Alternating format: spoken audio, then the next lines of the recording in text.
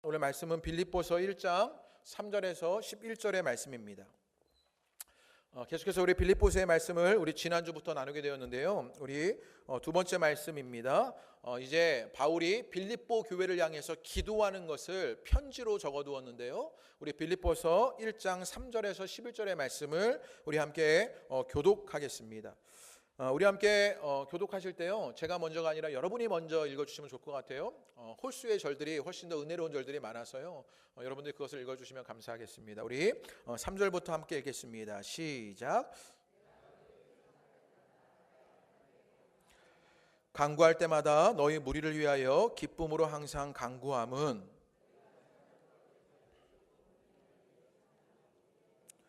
너희 안에 착한 일을 시작하신 이가 그리스도 예수의 날까지 이르실 줄을 우리는 확신하노라. 이는 너희가 내 마음에 있음이며 나의 매임과 복음을 변명함과 확정함에 너희가 다 나와 함께 은혜에 참여한 자가 됨이라. 내가 예수 그리스도의 심장으로 너희 무리를 얼마나 사모하는지 하나님이 내 증인이시니라.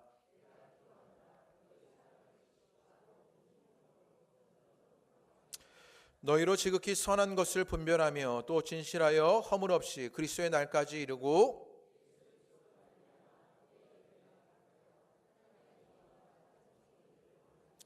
아멘. 할렐루야. 오늘 예배하시는 여러분 가운데 주님의 큰 은혜가 있으시게 되기를 주님의 이름으로 축복합니다. 우리 옆에 있는 분들에게요, 우리가 설날 연휴 동안 신앙의 일들을 조금 뜸하다 보니까 우리의 영적인 감각이 조금 죽었는데요, 그 영적인 감각이 살아나도록 우리 축복합니다, 사랑합니다, 그렇게 한번 인사하겠습니다. 축복합니다, 사랑합니다. 네, 영적인 감각이 살아나시기를 바랍니다. 한 번 더 인사하실 때요, 오늘 말씀을 조금 기억하시라고 이렇게 인사하시지요. 복음에 참여합시다, 이렇게 한번 인사하시죠. 복음에 참여합시다. 네, 복음에 참여합시다. 네, 복음에 참여하는 우리 호선나 공동체가 되기를 바랍니다. 여러분 혹시 스페인 바르셀로나에 가보셨습니까? 이 스페인 바르셀로나에 가면 유명한 것이 많은데, 여러분 잘 아시다시피 메시가 있는 축구팀이 아주 유명하고요, 또 유명한 예술가가 많은데 피카소가 이 바르셀로나 출신입니다. 저도 예전에 바르셀로나에 간 적이 있었는데 가서 피카소 박물관을 막 들어가려고 하는데요, 제 앞에서 갑자기 못 들어가게 하는 거예요. 그래서 왜 못 들어가게 하나 봤더니 박물관이 정전이 된 거예요. 그래서 거기까지 갔는데 이 피카소 박물관을 들어가지 못하고 그냥 돌아왔던 기억이 있습니다. 또 이 바르셀로나에는요, 아주 유명한 건축가가 있습니다. 우리가 잘 알듯이 가우디라는 건축가가 이 바르셀로나에 많은 작품을 남겼고 이 또 출신이기도 합니다. 그래서 지금도 바르셀로나를 먹여 살리는 천재 건축가다, 이렇게 불려집니다. 가우디가 만든 아주 유명한 성당이 있지요. 사그리다 파밀리아 성당이라고요.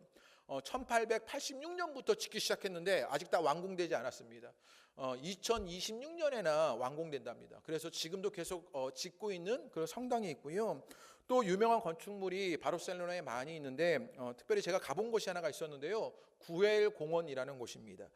PPT를 조금 준비했는데요, 사진에 나와 있는 것이 이 구엘 공원이라는 곳입니다. 집과 장식을 막 했는데 모자이크 기법으로요 집을 막 꾸며놓은 거예요. 그래서 이 가우디라는 이 건축가가 곡선을 아주 사랑했는데, 그래서 벤치도 집도 곡선으로요, 그러면서 모자이크 기법으로 이렇게 장식을 하지요. 또 좀 넘겨주시면요, 여러 가지 모형들도 이렇게 모자이크 기법으로 만듭니다. 집도 모자이크 기법으로 장식하고, 이게 지금 벤치예요. 앉을 수 있는 벤치인데 꼭 목욕탕 의자처럼 이렇게 모자이크 기법으로 만들어 놓은 것 같습니다. 또 넘기면 아주 유명한 도마뱀 분수대예요. 그런데 이 도마뱀도 이 모형도 이렇게 모자이크로 만들었지요. 또 넘겨주시면 똑같은 어떤 모자이크로 만들었던 모형들이고요. 자세히 보면 이 모자이크가 이런 모양들인 거예요. 그래서 깨어진 조각들 하나하나를 맞추어서 큰 모형이나 장식이나 그림을 만들어낸 것, 그래서 아름다운 공원을 만들어낸 것이 이 가우디라는 건축가가 만든 이 구엘 공원입니다. 한 예술가의 손을 통하여서요, 깨어진 조각들이 하나하나 연결되고 이어지게 됩니다. 그러니까 그것으로 아름다운 집이 장식이 되고요, 또 모형이 만들어지고요, 벤치가 만들어지는 것이요, 그리고 그 모든 것이 어우러져서 공원이 됩니다. 큰 아름다움을 만들어내는 것이지요. 깨어진 조각이 조각가의 손에 의해서, 예술가의 손에 의해서 아름다운 공원이 되는 일들이 있습니다. 미국에는요 이런 교회가 있어요. 모자이크 교회라는 교회가 있어요. LA에 있는 아주 유명한 교회인데요, 교회 구성이 아주 특이합니다. 제가 좀 찾아보려고 책도 좀 보고 이렇게 유튜브를 막 검색을 해보니까요, 여기 담임 목사님이요, 어웬 맥매너스라는 분인데, 이분이요 이렇게 생기셨어요. 얼핏 보기에요, 이 프로레슬러 같이 생겼다. 제가요, 무슨 조폭의 두목 같이 생긴 거예요. 이 목사님이십니다. 제가 유튜브에서 이분이 설교하는 걸 봤는데요, 금 목걸이를 이렇게 긴 걸 딱 하시고요, 해골이 있는 잠바를 딱 입으시고, 반지를 끼셨는데 금반지가 한 6개는 되는 것 같아요. 그런 걸 들으면서 막 설교를 하시는데 굉장히 인상적이더라고요. 이 교회가 아주 특이하게 모여진 교회입니다. 이 교회가 60개 이상의 국적을 가진 사람들이 모인 교회입니다. 그러니까 우리나라처럼 지금 한 대한민국 사람만 있는 게 아니라 60개국의 사람들이요, 다양한 인종이 모인 교회입니다. 교인들 가운데 82%가 독신이고요, 교인들 평균 연령이요 25세 미만이랍니다. 그러니까 아주 젊은 청년 교회이지요. 그 중에 아시안계가 40%고 라틴계가 30%입니다. 그러니까 미국 사회에서 이 아시아와 라틴계가 70% 이상이 모이는 그런 교회고, 백인과 흑인이 나머지 30%를 차지한답니다. 그리고 예배를 드리는 장소도 아주 다양한데요, 인터넷에 소개를 보면요, 이 교회를 멀티 사이트 처치다 이렇게 말합니다. 멀티 사이트 처치 베이스 인 LA 이렇게 써놨어요. 그러니까 멀티 사이트로 교회가 여러 군데 나눠져 있는데 본부 같은 곳은 LA에 있다, 이런 얘기로 소개해 놨더라고요. 그래서 찾아보니까 이 교회가 시애틀에도 있고요, 샌프란시스코에도 있고, 버클리에도 있고, 맨하튼에도 있습니다. 또 세계 각국에 모자이크 교회가 있고요, 한국에도 이 모자이크 교회의 정신으로 세워진 교회들이 있습니다. 메인 예배를 저녁 예배로 드리게 돼요. 가장 큰 예배가 저녁 예배인데요, 7시에 저녁 예배를 드리게 되는데 LA 시내에 있는 한 나이트클럽에서 드린답니다. 그래서 속으로 이 나이트클럽은 밤에 안 노나 보다. 예배 드리는 나이트클럽에서 예배를 드리는 일이 이 교회에 있습니다. 다양한 구성원이 있고요, 다양한 지역에서 예배를 드리고요, 또 다양한 장소로 교회가 흩어져 있는 것을 보게 됩니다. 그러다 보니요, 교회가 몇 가지 특징들을 갖게 되는데, 창조성이나 아름다움, 예술성, 변혁, 모험을 높이 여기게 됩니다.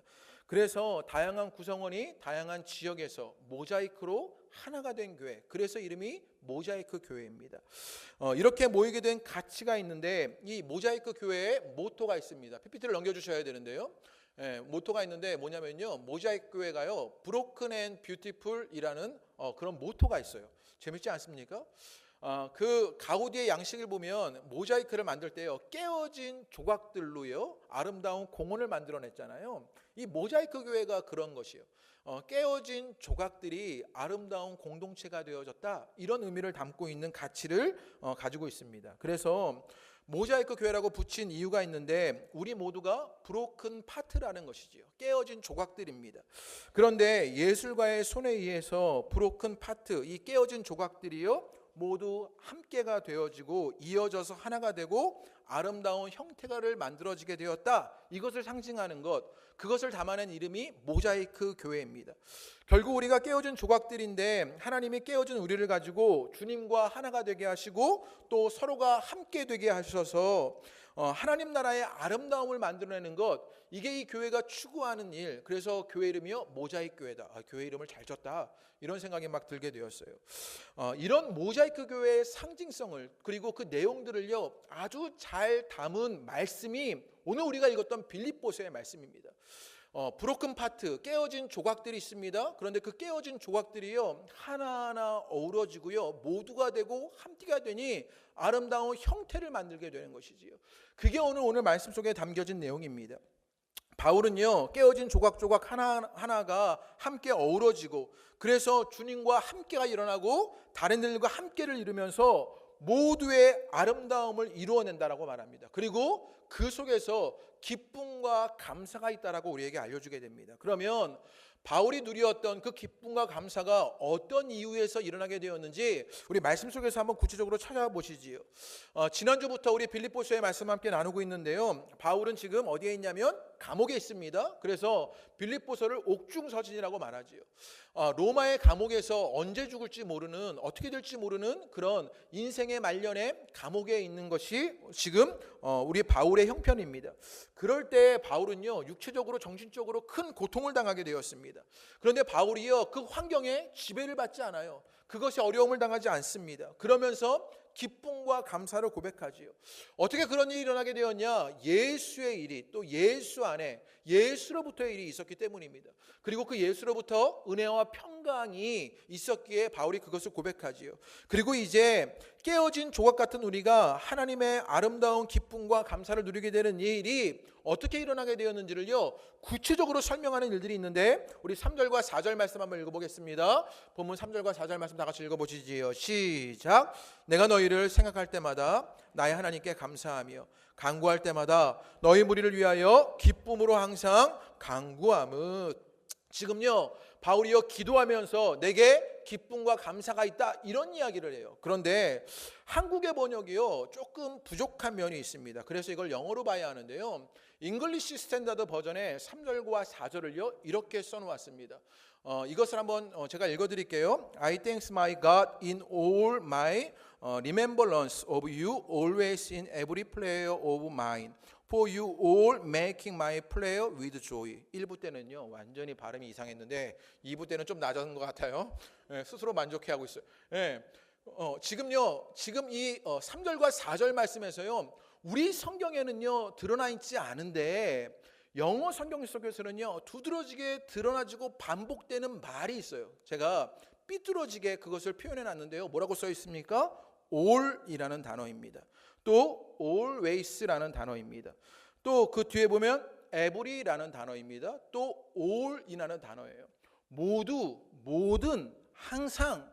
지금요 이 3절과 4절 속에 바울이요 의도적으로 강조하고 싶어서 모든, 모두 이런 말을요 4번이나 반복시킵니다. 그래서 영어 성경을요 우리나라 번역과 비교해서 성경에 번역해 보면 이렇습니다. 모든을 넣어서요 너희를 생각할 때마다 이렇게 되어 있는데요, 너희에 대한 모든 기억이 이렇게 번역해야 하고요, 또 항상이라는 것을 모든 때에라고 번역해야 하고요, 간구할 때마다를요 모든 간구에 이렇게 번역하고요, 너희 무리를 위하여라고요, 너희 모든 사람들을 위하여 이렇게 번역해야 합니다. 그래서 지역해서 번역하면 제가 밑에 써놨는데 한번 다 같이 읽어보시지요. 시작.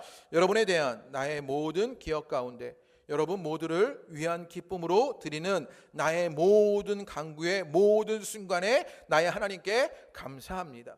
지금요 모든, 모두를, 그리고 모든 이런 식으로 모두를 강조하고 있는 것을 보게 되는 것이에요. 지금요 바울이 하고 있는 3절과 4절을 쓰고 있는 바울이 하고 있는 일을요 한번 상상해 보십시오.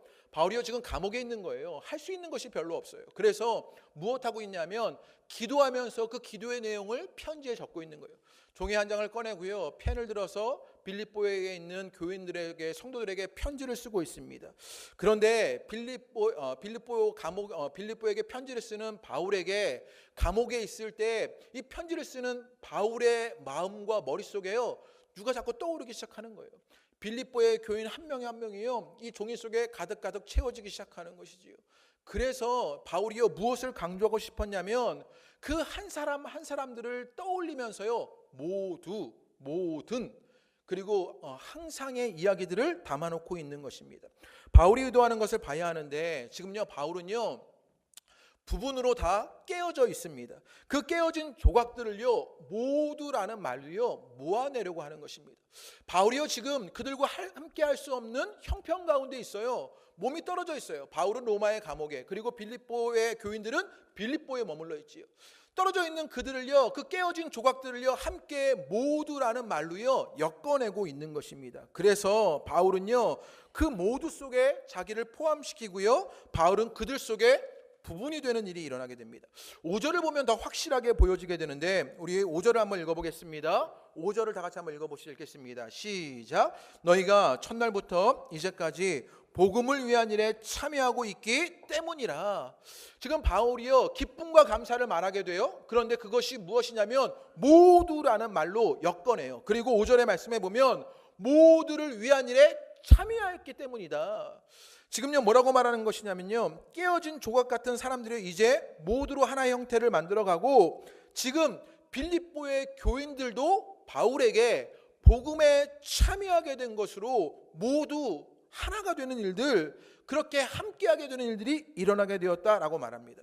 여기서 참여라는 말의 의미를요 구체적으로 살펴볼 필요가 있는데, 영어 성경을, 오늘 좀 죄송한데요, 영어 성경을 조금 봐야 하는데 이 제 잘못은 아니고요, 성경이 조금 이해가 영어 성경이 훨씬 더 쉬워서입니다. 5절을 보면요 이렇게 번역해놨어요. Because of your partnership in the gospel from the first day until now, 이렇게 얘기했어요. 너희가 복음에 참여하였다. 이것을요 참여라는 말을 번역할 때 뭘로 번역했냐면요, 파트너십 이렇게 번역해놨어요. 여기가 의미 있는 것 같은 거예요. 뭐냐면 파트너십입니다. 파트, 우리가 뭐였어요? 깨어진 조각들이었는데 함께 모두를 이룬 일, 그것이 참여라고 말하는 일입니다. 또 오늘 7절의 말씀에도 보면요, 7절을 번역했는데 7절을 한번 읽어보겠습니다. 읽겠습니다. 시작. 내가 이와 같이 생각하는 것이 마땅하니 이는 너희가 내 마음에 있음이며 나의 매임과 복음을 변명함과 확정함에 너희가 다 나와 함께 은혜에 참여한 자가 됩니다. 여기도 보면요 7절에 너희가 다 나와 함께 은혜에 뭐 했다고요? 참여한 자가 되었다, 이렇게 말합니다. 5절에서의 마찬가지로 참여라고 번역해놨는데 잉글리시 스탠다드 버전, 이 영어 성경에 보면요 이걸 또 어떻게 번역해놨냐면요, because I hold you in my heart, 내가 너를 내 가슴에 이렇게 홀드하고 있다, 이렇게 얘기하는 거예요. 내 가슴에 너를 담아두었다, 이렇게 얘기해요. 왜냐하면 for you are all part taker, 여기 이렇게 번역해놨어요. 참여라는 말을요, 너희가 은혜에 참여했다는 말을요 part taker 이렇게 말했어요. 파트를요 어떻게 한 거예요? 테이크 한 사람들인 거예요. 그러니까 그 부분이 깨어진 조각이요 함께가 어우러지고 모두가 되었다라고 지금 설명하고 있는 것입니다. 원어로 보면요 더 분명하게 의미가 밝혀지는데, 5절 말씀에 복음을 위한 일에 참여라고 말할 때 이 참여는요 우리가 너무나 잘 아는 헬라어 코이노니아라는 말입니다. 우리가 너무나 잘 알듯이 친교, 교제 이런 뜻이 있어요. 그래서 친교, 교제라는 뜻이 있는데 이 단어의 어원이요 형용사로 코이논이라는 말입니다. 여기에는요 공동에, 함께 나누는 이런 뜻이 있어요. 코이노니아의 어원이 코이논인데 여기에는요 공동에, 함께 나누는. 지금 바울이요 보여주고 강조하고 의도하는 것을 봐야 하는데 무엇이냐, 깨어진 조각들이 있습니다. 그리고 한계들이 있어요. 멀리 떨어져 있어서 함께 하지도 못해요. 그런데 그들을 함께 모두로 엮어내고 있어요. 너희는 나에게 참여하였고 나는 너희에게 참여하는 일들이 있다라고 말하는 것입니다. 오늘 7절 말씀에도 보면요 나와 함께 은혜에 참여한 자가 됩니다 라고 참여라고 말하는데, 여기서 참여는요 시코이노노스라는 말입니다. 헬라어로요 함께 참여한 자 이런 뜻이 있어요. 코이노노스는요 동역자, 그리고 분배자 이런 뜻이 있고요. 그리고 접두어 신이라는 말에는요 함께라는 뜻이 있어요. 그러니까 함께 동역한 자, 함께 일하는 자, 함께 있는 자라고 말할 수 있는 것이죠. 이 함께하는 것이요 바울의 서신서 가운데요 정말 많이 반복적으로 함께하는 일들을 이야기합니다. 그래서요 함께 일하는 자, 동역자, 함께 군사가 된 자, 함께 갇힌 자, 함께 멍에를 맨 자, 함께 힘쓰는 자, 함께 상속을 받을 자, 함께 지체가 된 자, 함께 기업을 나눌 자 등등등이요 선지서마다 함께 무엇 하는 자로 그렇게 시코이노노스라는 말을요 반복적으로 사용해요. 바울이요 이 함께라는 말을 얼마나 중요하게 생각했는지를 봐야 하는 것이지요. 즉요 바울은요 멀리 떨어져 있지만 빌립보 교회 교인들과 함께 모두를 이루어지게 됩니다. 깨어진 조각들 같지만 그 함께의 일들이 이 빌립보 교인들과 함께 일어나고 있는 것입니다. 이 코이노니아를 알아야 하는데요 사도행전에 보면 초대교회의 이 완벽한 코이노니아가 이루어지게 됩니다. 그래서 사도행전 2장 44절에서 45절의 말씀에 보면 어떤 일들이 일어나느냐, 오순절 성령 강림 사건이 일어나고요 그것으로 말미암아 이들에게 반응이 있어요. 정말 초대교회의 코이노니아가 이루어지는데 이렇게 말합니다. 모든 물건을 통용하고 또 재산과 소유를 팔아 각 사람의 필요를 따라 나눠주고 라고 말해요. 모든 것을요 함께 나누는 일들이 일어나게 돼요. 그것을요 재산을 팔아서 각 사람의 필요에 따라서 나눠주는 함께하는 일들이 일어나게 돼요.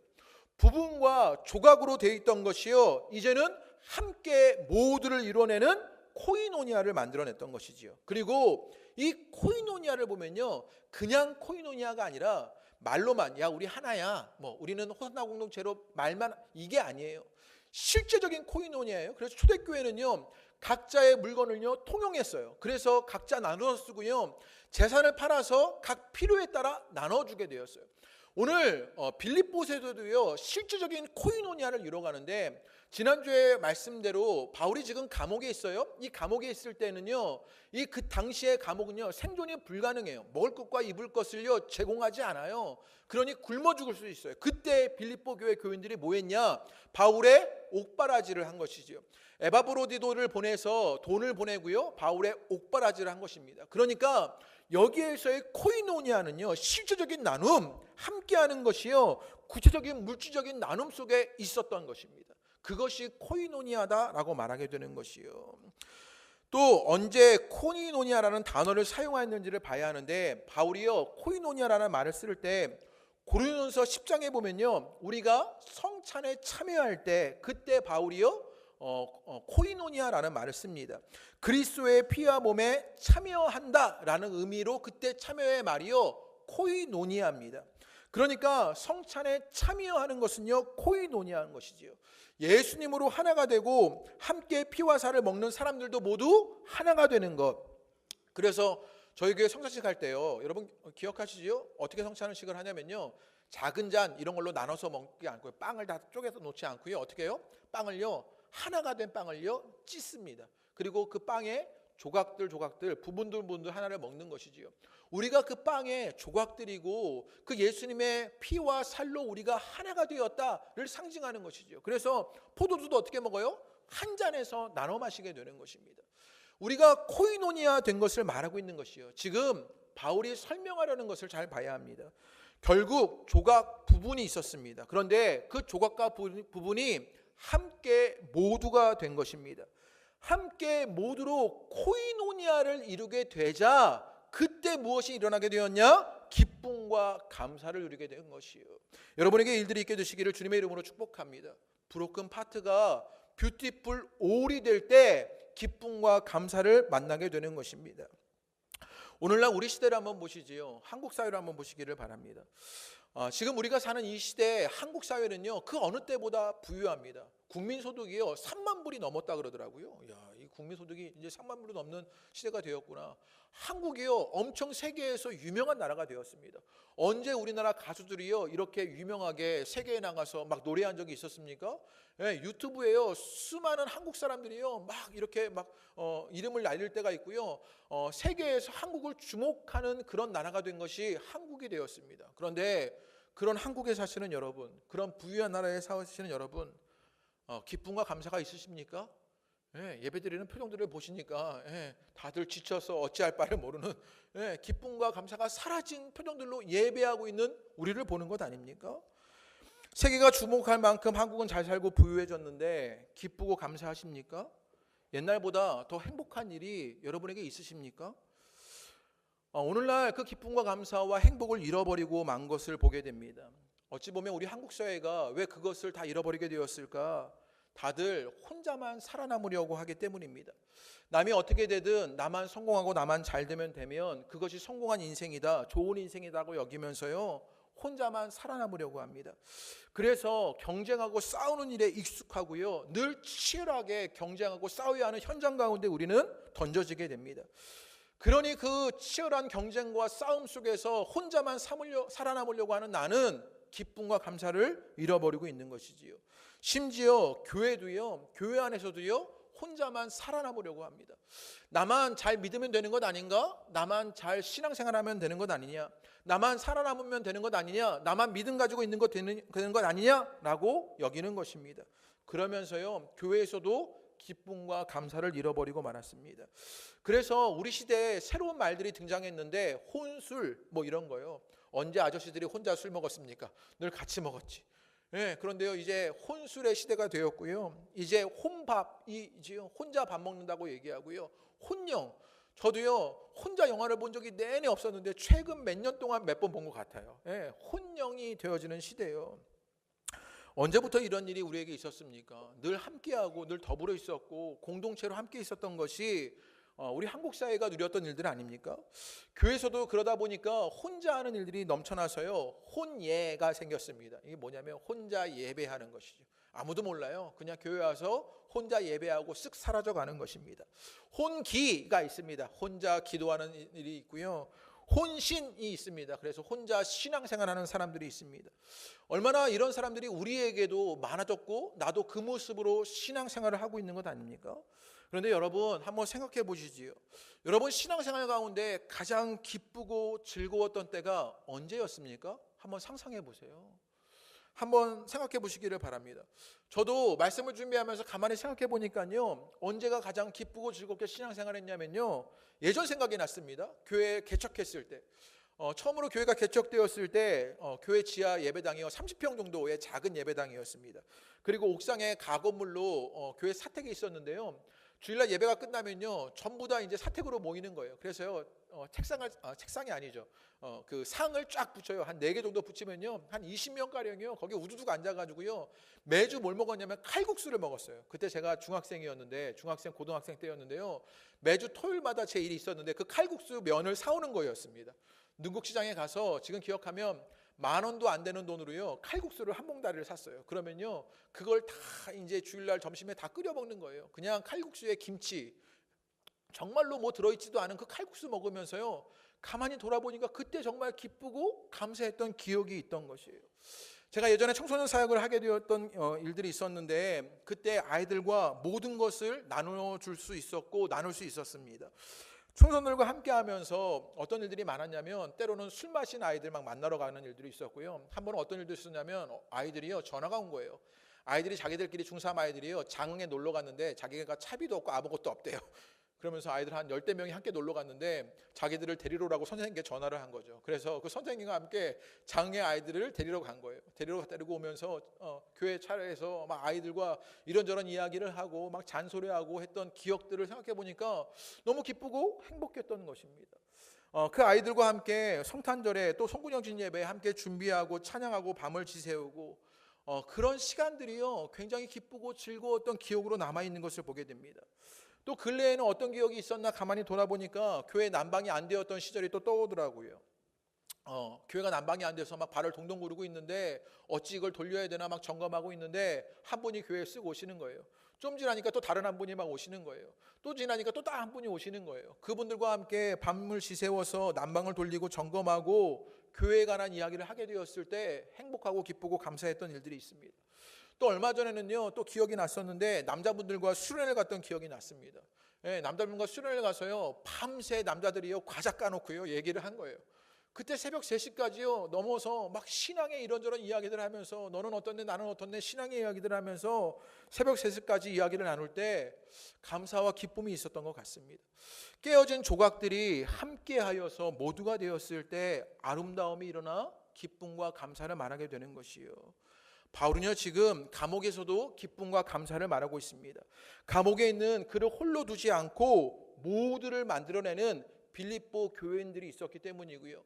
그 빌립보 교인들에게 기도하고 그들에게 편지를 쓰는 바울이 있었기에 깨어진 조각들이 함께와 모두를 만들어내자 바울이 그들 속에 있고 또 그들이 바울 속에 있게 되는 것으로 아름다운 공동체로 기쁨과 감사를 말하게 되는 것이요. 여러분에게도 이 일들이 일어나시게 되기를 주님의 이름으로 축복합니다. 예전에도 소개시켜드린 시인데요, 정현종 시인의 비스듬히라는 시입니다. 제가 한번 읽어드리지요. 생명은 그래요. 어디 기대지 않으면 살아갈 수 있나요?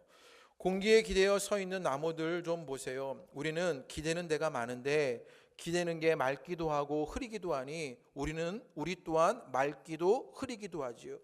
비스듬히 다른 비스듬히를 바치고 있는 이여 이 시여. 우리들은 다 뭐냐면요 비스듬히입니다. 우리 홀로 살 수 있는 것이 아니라 비스듬히 기대어 살아가는 존재가 우리들이라는 사실이지요. 하나님은요 우리를 홀로 살도록 혼자 살도록 만들지 않으셨습니다. 깨어진 조각으로 내버려 두지 않으십니다. 다른 지체의 도움을 받고 더불어 살도록 우리를 만드셨습니다. 다른 사람과 더불어 참여하게 되었을 때 파트너십이 일어나게 되고요, 파트테이커가 되었을 때 우리가 기쁨과 감사를 누리게 되는 것이요. 그런 우리의 상태를 깨닫고 다른 지체와 동역할 때만 성경적인 참된 기쁨을 누리게 되는 것입니다. 여러분 가운데 이 기쁨이 회복되기를 주님의 이름으로 축복합니다. 그런 코이노니아의 완성이 우리 호소나 공동체에 있게 되기를 바랍니다. 그런데요, 문제가 한 가지가 있습니다. 어찌 보면 여기까지는요 통상적인 이야기들인데요, 깨어진 조각들로 함께하고 동역하고 참여하면서 같이 가려고 애쓰고 힘을 다해 노력해도요 이게 안 될 때가 있습니다. 이건 정말 한계다, 여기까지밖에 못하겠다, 이런 말이 절로 나올 때가 있어요. 다른 사람과 함께 하려고 하고요, 깨어진 조각이 아니라 함께와 모두를 이루어가려고 하는데 한계다, 이럴 바에는 혼자 있는 게 낫겠다 싶은 일들이 일어날 때가 있습니다. 교회에서요 저 사람 괜찮겠다 싶어서요 가까이 가게 됩니다. 그런데 가까이 가면 어떤 일이 일어납니까? 혹시나 해서 가까이 가봤더니 역시나 하고 그 사람에게 실망하게 됩니다. 상처를 받게 되는 일들이 일어나게 되는 것이지요. 꼭 우리의 관계는요 고슴도치 같습니다. 떨어지면 춥고 붙으면 아픕니다. 함께해서 모두가 되려고 하면 상처받고 실망하는 일들이 우리 가운데 일어나는 것이지요. 우리 가운데 정말 천사 같은 분이 있는 거예요. 야, 이분은 인격적으로 흠이 없어. 이분과 함께하면 그래도 교회에서 다치지 않고 상처받지 않고 함께와 모두를 이룰 수 있겠다, 이런 생각이 들어서요 그분과 함께하려고 하는 것이에요. 그분만은 괜찮은 것 같은 거예요.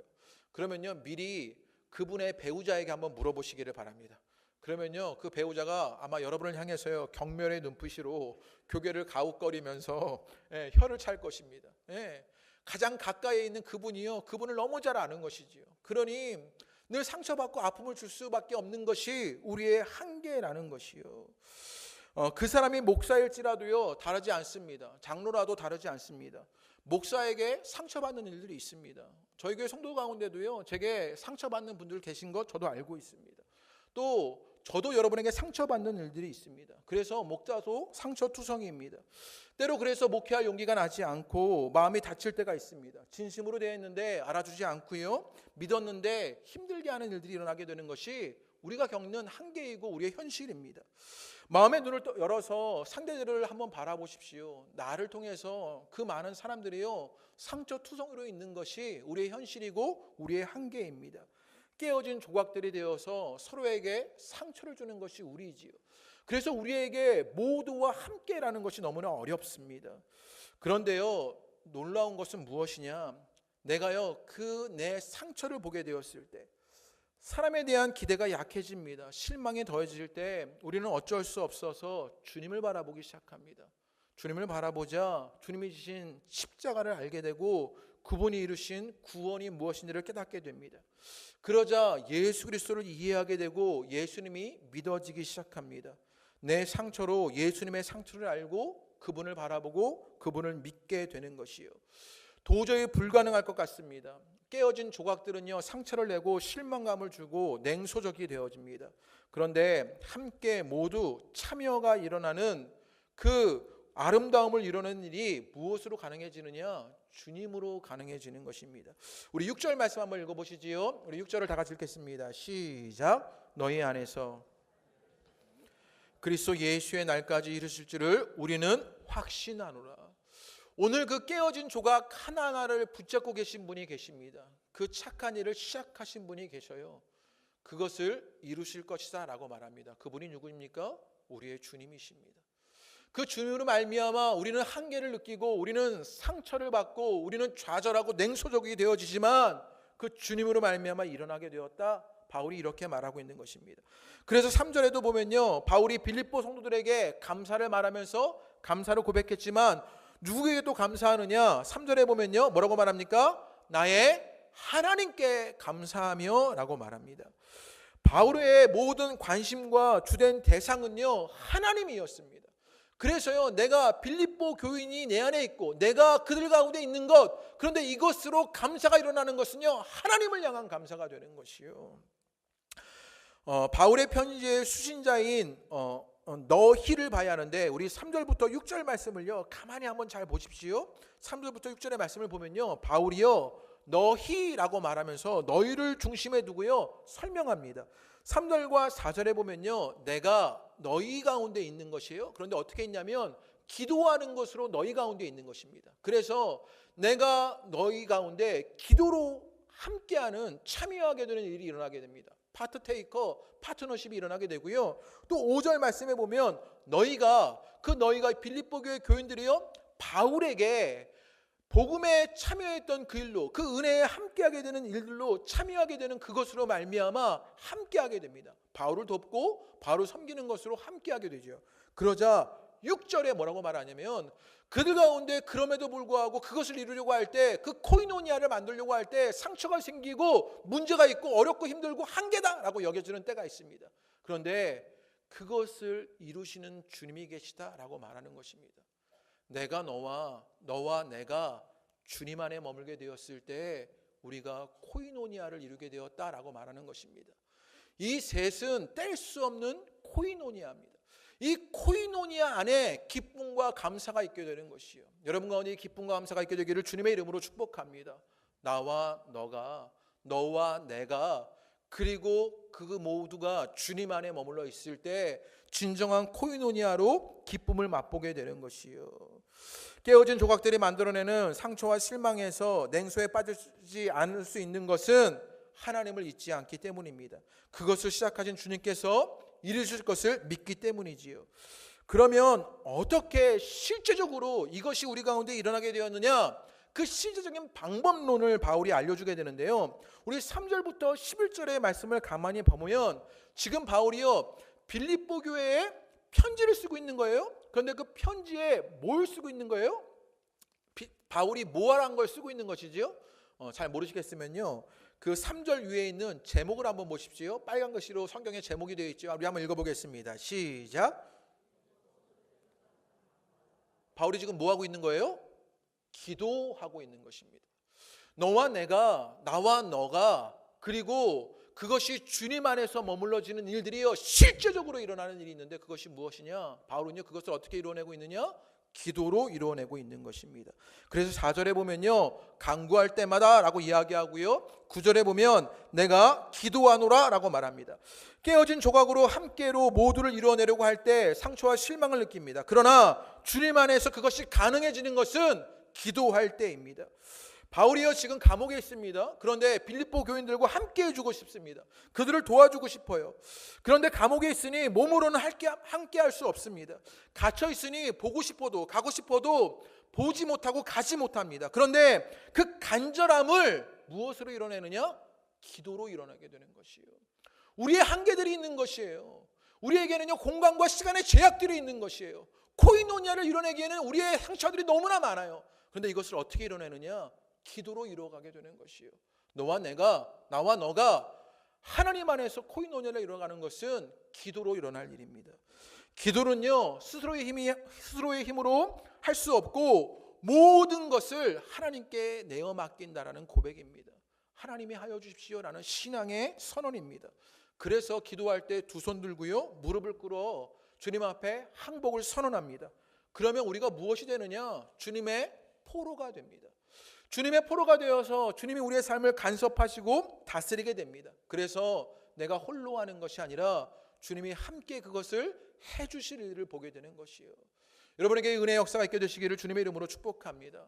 하나님과 함께 아픔을 참아내고 상처를 넘어서고 한계를 넘어서서 그래서 코이노니아로 기쁨을 누리게 되는 것이요. 그래서 성도의 최선은 무엇이냐? 기도입니다. 아버지라고 부를 수 있는 것이 그 기도하는 것이 성도가 할 수 있는 최선입니다. 제가 호선당 공동체에 처음 오게 되었을 때 한 7년여 전이지요. 벌써 2012년도에 5월 달에 오게 되었는데요. 그때 교회에 무슨 일이 있어서 멀리 이렇게 어디 가게 되었습니다. 대화하시는 것을요 막 듣게 되었는데 제가 여러 번 말씀드렸는데 대화하시는데 무엇을 이렇게 열심히 대화하시냐면 내내 매실 얘기를, 그때가 5월 달이었는데요. 매실을 담가야 할 때였나 봐요. 매실 얘기를 너무 하시는 거예요. 제가 마음속에 그때 어떤 생각이 들었냐면 이분들의 언어를 바꿔야 한다. 신앙을 말하고 교회를 말하고 성도들의 이야기를 하는 것으로 이들의 언어를 바꿔야겠다. 이런 생각이 들었습니다. 그리고 지난 몇 년간 사역하면서 지나 보니까 이제 우리 언어가 조금 바뀐 것 같아요. 매실 얘기보다는요 교회 이야기에 집중하고 사람들의 이야기를 하고요 신앙의 이야기를 해요. 그런데 이제 또 다른 차원의 일들이 우리 가운데 숙제로 있습니다. 그것이 무엇이냐면 우리의 말이요 이제 사람을 향해 있었는데 이제 우리의 말을 하나님께 드려야 할 때가 됐습니다. 이제 호동학교회는요, 신앙의 근육을 만들어야 하는 교회가 되었는데요, 그 신앙의 근육 가운데 첫 번째로 만들어야 할 근육은 무엇이냐? 기도의 근육입니다. 우리의 말을요, 이제 사람에게 돌리는 것이 아니라 하나님께 돌려드려야 합니다. 그 기도로 말미암아 내가 하는 것이 아니라 하나님이 하시는 것, 그 성도의 최선이 우리 가운데 일어나야 하는 것이요, 그것으로 코이노니아를 이루어내야 합니다. 우리는 그저 상처투성이고 한계가 많지만 기도로 한계와 상처를 넘어서고 시간과 공간의 제약을 넘어서서 하나님의 주권을 누리게 되는 것이요, 여러분 가운데 그 기도의 역사가 있게 되시기를 주님의 이름으로 축복합니다. 그것으로 함께와 모두가 일어나 기쁨과 감사를 말하게 되기를 주님의 이름으로 축복합니다. 또 이것이 실질적으로 가능해지는 일들이 있습니다. 그것이 어떻게 일어나게 되느냐? 우리가 상처와 한계 때문에 코이노니아를 이루기가 어려운데요, 바울이요 8절 말씀에 그것을 이루어내게 되는 모습을 보여주게 됩니다. 우리 8절 말씀 다 같이 읽어보시죠. 읽겠습니다. 시작. 내가 예수 그리스도의 심장으로 너희 무리를 얼마나 사모하는지 하나님이 내 증인이시니라. 내가 예수 그리스도의 심장으로, 이렇게 얘기합니다. 상처와 한계 때문에 코이노니아를 이루기를 어려워요. 지금 감옥에 있는 바울은요, 빌립보 교회를 가지도 못하고 찾지도 못합니다. 때로는 인정받지도 못해요. 서로에게 상처를 내기가 일쑤입니다. 그럴 때 바울이 뭐라고 이야기하느냐? 그것이 가능해지는 것이 있는데 무엇으로 가능하느냐? 내 안에 예수 그리스도의 심장이 있기 때문이다 라고 말합니다.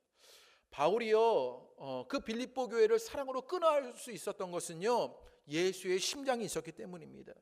예수의 마음을 가지니 한계를 넘어서고 상처를 넘어서 깨어진 조각들이 모두와 함께를 이루어내는 것이요. 여러분, 빌립보 교회의 입장에서 한번 바울을 보십시오. 바울을 옥바라지할 만한 그런 이유가 있었겠습니까? 빌립보 교회를 오랫동안 목회한 것도 아니에요. 그저 개척자 정도였고요. 또 바울을 보면 바울이요 생긴 게 그렇게 잘생긴 것도 아니에요. 그래서 제가 말씀드리잖아요. 바울이요 관상이, 그리고 머리가 별로 없어가지고요, 초상화를 보면 바울이 그렇게 괜찮은 입장도 아니에요. 또 성격도 보면요, 바울이요 아주 온화하고 막 이렇게 너그럽고 막 그런 것도 아닌 것 같아요. 굉장히 팍팍하고요 깐깐했던 사람인 것 같아요. 또 바울에게는요 과거도 있었죠. 핍박자였습니다. 박해자였습니다. 그런 바울을 돕고 섬기고 함께하고 모두로 함께로 엮여지는 것이요 쉽지만은 않았을 것 같은 거예요. 그런데요, 빌립보 교회 교인들이요 왜 바울을요 왜 그렇게 섬겨냈을까요? 왜 바울을 그렇게 옥바라지를 했을까요? 무엇 때문이었냐? 바울에게 예수 그리스도의 심장이 있다는 것을 알았기 때문입니다. 그것을 아니 바울에게 옥바라지를 할 수 있었던 것이요, 성도들의 함께 모두의 비밀이 여기에 있습니다. 우리가 어떻게 코이노니아를 이루게 되는 것이냐? 우리가 예수 그리스도를 진짜 믿을 때입니다. 우리 안에 예수의 심장이 있게 될 때입니다. 그때 믿음의 동지가 생기는 것이고 내 옆에 있는 그분이 함께 어우러지는, 모두와 함께가 일어나는 믿음의 동지가 되어지는 것이요. 다윗과 요나단의 예를 한번 보시지요. 사무엘상에 보면 다윗과 요나단이 나오죠. 이 둘은요 사랑할 수 있는 관계가 아닙니다. 왜냐하면 그 둘 다 왕이 될 운명을 타고난 사람들이지요. 사울의 아들로서 요나단은요 권력 서열 2위에 있습니다. 사울 왕이 죽으면 무엇이 되어야 합니까? 요나단이 왕이 되어야 해요. 그런데 누가 왕이 되려고 되느냐? 다윗이 왕이 되려고 해요. 그러니까 이들의 관계는요 권력의 투쟁 속에 있는 것이에요. 또 아버지였던 사울이요 다윗을 죽이려고만 해요. 그러니 이 둘은요 싸우고 경쟁하고 치열해야 하는 관계입니다. 그런데 이 둘이 사랑하고 함께하는 일들이 일어나게 돼요. 그 일이 어떻게 일어나게 되었냐? 이 둘이 하나님을 섬기는 자들이었기 때문입니다. 이 둘이 하나님의 사랑을 아는 자들이었기 때문인 것이요. 그러자 그들의 한계를 넘어서고 그들의 관계를 넘어서고 그들의 상처를 넘어서서 그들이 사랑하게 해서 코이노니아가 이루어지는 것을 보게 되는 것이요. 어떻게 교회에서 함께 모두의 코이노니아가 일어나게 될까요? 교회에 보면요 나랑 안 맞는 사람들이 있습니다. 성격도 안 맞고요 방식도 안 맞습니다. 생각도 너무나 다른 것이지요. 그래서 교회에서 열심히 하는 것이지요. 함께 밥을 먹고요 게임도 하고요 시간을 보내고 놀러 가기도 합니다. 그런데요 이것만 가지고 되어질 일이 아닙니다. 진정한 코이노니아에 우리가 참여하게 되고 파트너십과 파트테이커가 되는 것은요 우리 모두가 예수의 심장을 가질 때 그 일이 일어나게 되는 것입니다. 예수 그리스도를 진짜로 믿을 때 일어날 일입니다. 그런 믿음의 사람들을 만나면요 가슴이 뜨거워지는 것이요. 여러분에게 이 믿음의 사람들이 되어질 일이 있게 되시기를 주님의 이름으로 축복합니다. 또 그 믿음의 동지들을 만날 일들이 있게 되시기를 주님의 이름으로 축복합니다. 예수의 심장을 갖게 되는 것, 그것이 우리를 코이노니아로 만들어내는 것입니다. 말씀을 준비하면서요, 가만히 제 주변의 친구들이나 사람들을 보게 되었습니다. 가만히 바라보니까 저희 교회 지난 2년 동안 사역했던 이종화 목사님이 있지 않습니까? 그 이종화 목사님과 제가 고2 때 고3 때부터 친구였거든요. 같은 반이었습니다. 고2 때는요 별로 안 친했어요. 이 이종화 목사님이 그때 종교부장이에요. 저희 학교가 미션 스쿨이었는데, 그래서 학교에서 예배를 드리거든요. 수요일 날 예배를 드리면 이종화 목사님이 그때 종교부장이어서 막 기타 치고 찬양 인도하는 거예요. 그럼 제 눈에 이종화 목사님이 재수 없었던 거죠. 별것도 아닌 게 저 앞에서 까분다 막 이러면서요. 이종화 목사님 막 그랬던 것이지요. 그러다가 고3쯤 되어서 친해지기 시작했어요. 처음에는 오락실 다니다가 둘이 여러 명이 멤버들끼리 오락실을 다니다가 친해지기 시작했는데, 대화를 나누다가 확인된 것이 있었죠. 무엇이냐? 이 친구가 예수를 믿는구나 였습니다. 이 친구에게 예수 그리스도의 심장이 있구나 였습니다. 지난 2년 동안 사역하는데요, 굉장히 평화해 보였습니까? 저희 둘이요. 그런데 투닥거리는 일이 엄청 많았습니다. 전화로요, 막 30-40분씩 전화하면서 이러면 되냐, 저쪽은 되냐 이러면서요, 얼마나 많이 투닥거리는 일이 많았는지 몰라요. 그런데요, 계속해서 동역이 일어나고 함께하는 일이 일어나고요.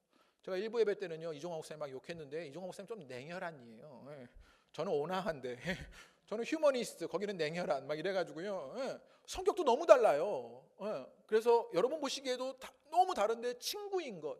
가만히 보니까 우리가 어떻게 친구가 될 수 있었나 보니까요, 예수의 심장을 확인했던 것입니다. 예수의 마음을 가졌던 것이지요. 우리 안에 예수가 있어서 그 다름을 넘어서, 그 한계를 넘어서 동역이 일어나고 함께하게 되고요, 신앙을 나누고 교회를 섬기는 일이 이루어질 수 있었던 것을 보게 됩니다. 가만히 제 주변에 사람들을 가만히 보게 되었습니다. 예전에 그 강촌감리교회에 저희가 MT도 가고 수련회도 가게 되었죠. 거기에 이성 목사님이라고 저랑 친한 목사님이 있는데요, 그 친구와도 너무 다른 거예요. 가만히 보니까. 그런데 우리가 어떻게 친구일까 보니까, 우리가 어떻게 동지일까 보니까 예수의 심장을 가진 것을 확인했기 때문입니다. 작년 정교회 연합수련회 최우영 목사님이 오셨는데, 최우영 목사님과 영국에서 시간을 많이 보내서 친한 것이 아닙니다. 다른 목사님들하고도요 시간을 많이 보낸 분이 계셨어요. 최우영 목사님이요 저랑 너무 안 맞아요. 그분은요 정말 열심히 공부하는 사람이고요, 저는 날라리고. 그렇게 둘이 안 맞는데도요, 함께 신앙을 나누고 함께 사역을 하고 함께 할 수 있었던 일이 뭐였을까 고민해 보니요, 예수의 심장을 가진 것을 확인했기 때문입니다. 우리가 어떻게 코이노니아로 함께 할 수 있느냐? 여러분, 예수의 심장을 가질 때입니다. 여러분에게 예수의 심장이 있게 되기를 주님의 이름으로 축복합니다. 한계와 상처를 넘어서는 일들은요, 그 코이노니아를 이루는 것은 우리가 진짜로 예수를 믿을 때, 우리가 진정으로 예수 그리스도 안에 예수의 심장을 가질 때입니다.